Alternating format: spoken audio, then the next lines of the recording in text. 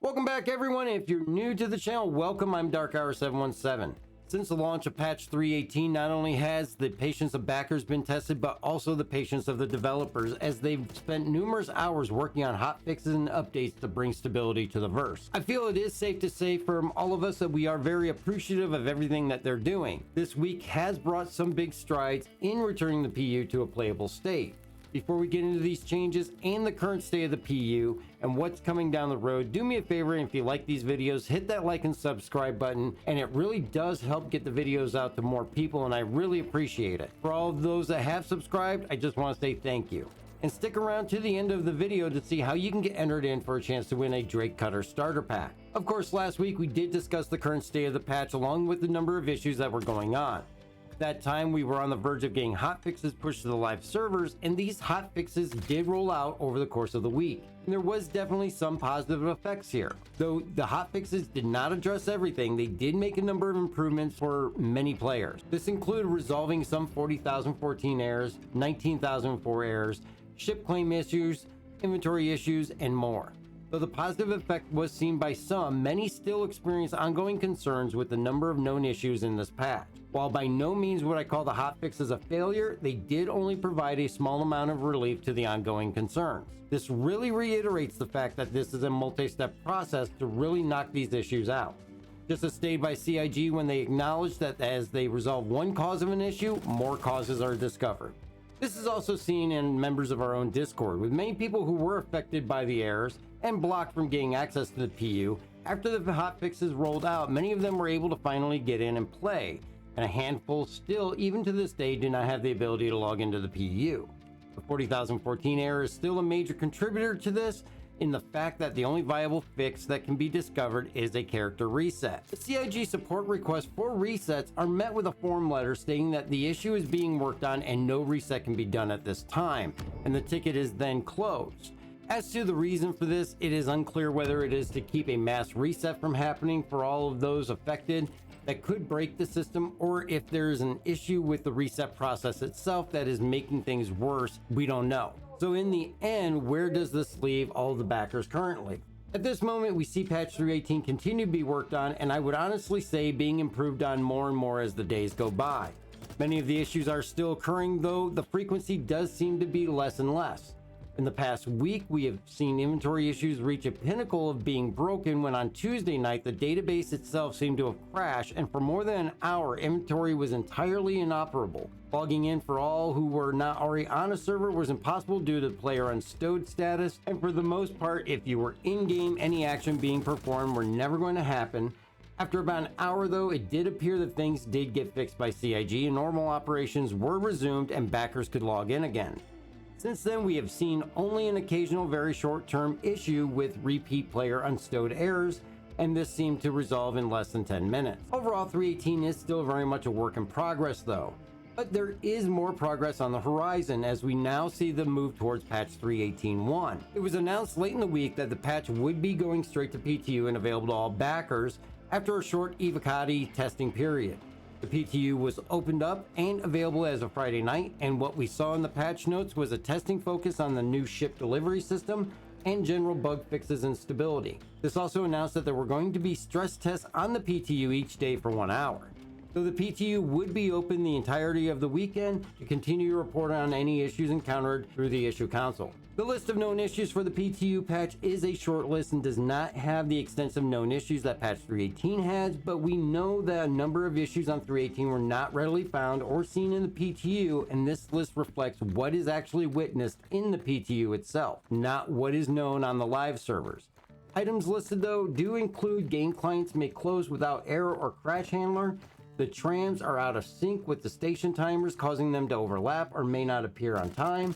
When flying near another ship, ships seem to hit an invisible box that kicks it in a random direction. Security contractor evaluation is not reoffered upon failure, and combat service beacon progress rating inconsistent on missions.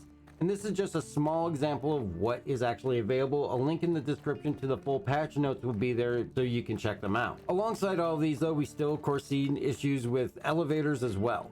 The list itself really reflects mostly what we saw at the end of PTU before 3.18 went live. But one major item listed that CIG touched base on prior to the PTU release was the new ship delivery system. This system was implemented as the large number of player entitlements has been a major cause of some of the issues being seen. In a post from Xylo, he states, "One issue that has been negatively impacting our database is the large number of entitlement calls being made for player vehicles at initial startup.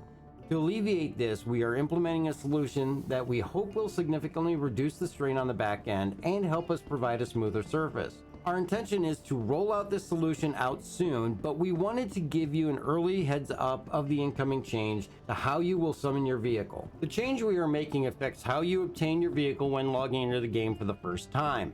Instead of being immediately entitled to your home location in-game, ships purchased on our website will now be available at any ASOP terminal labeled as deliverable. You can claim your ship by pressing the deliver button, which functions similarly to the standard insurance claim but is free and only takes about 20 seconds. This of course is understandable in how it can negatively affect the player experience.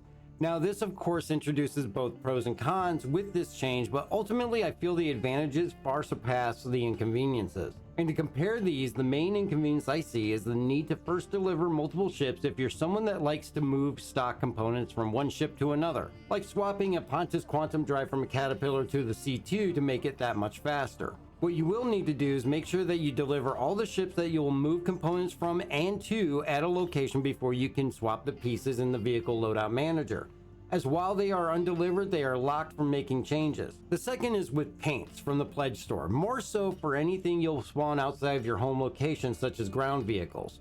What you're going to need to do is make sure that you move these paints from your home location to whatever area that you're going to spawn the Ursa, Cyclone, or hover bikes if you want to use them. Really, overall, minor issues to deal with in the big picture of things. The benefits to the system is twofold though. One, of course, the effect this will have on the server performance, not having to deal with the number of entities or assets that a player has in their hangar, which for some can be very large. And secondly, which I see as a huge quality of life improvement, is the ability to quickly spawn a ship for the first time outside of your home location. As many players station their operations out of multiple locations, a lot of time is spent moving mining ships to their preferred refinery in preparation. Running bounties, many like to run operations from another point, and deliveries can have several launch points for different materials. This now allows for ability to not have to fly these ships from point A to B and get set up. You can now just go to that location, deliver them, and of course, as far as paints, components, and other customizations, you'll need to just transport those items to the new location. This is minor in the overall scheme, as if you were to set this all up at the home location and claim the ship at the new location, we are seeing custom components being lost in the claim process. So the new system of delivery so far in PTU is actually working well. Aside from that, how is the PTU running?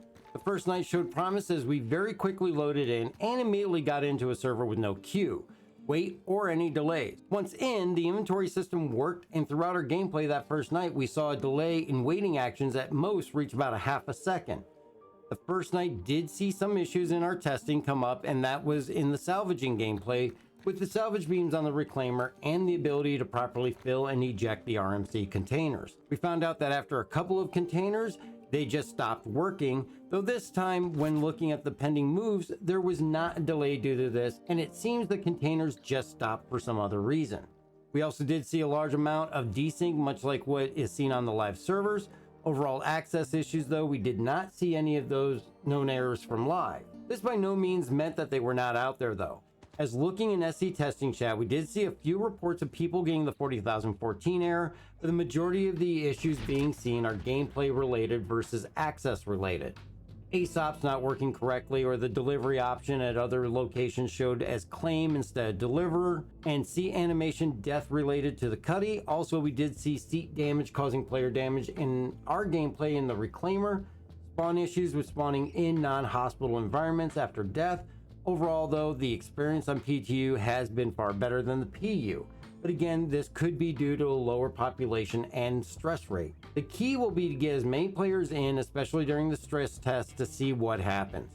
So stay tuned as we progress towards the move to 3.18.1. As of now, no definitive date's been given though to go to live, and I would imagine that this could be within the week if the testing goes well. The patch 3.18.1 though shows promise with its changes and could be a huge improvement to the current condition of the PU. We have also been notified by Xylo that a wipe will occur due to the number of issues that 3.18 has seen. In his message, he states, while our intention was to avoid a wipe entirely, given the state of the database and the large number of hotfixes we've implemented, it is looking likely that we'll need to execute a partial wipe with this release. This means that you will retain your reputation and AUEC earned, but items acquired would be wiped. This of course means that any in-game purchase components or ships will be lost when 3.18.1 goes to the live PU. So make sure to be aware of that, hold on to your AUEC, and hold out for 3.18.1 before you go buying any of those customizations. I hope that this update was useful for all of you, and make sure to get your entries in for this month's giveaway of a Drake Cutter starter pack.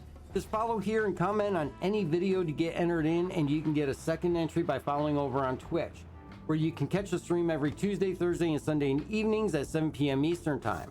If you would like to help support the channel, click the join button below or check out the merch store. All of it is much appreciated as it goes all back into our giveaways. Thank you again for checking out the update. Please be safe out there, and we will catch you in the verse.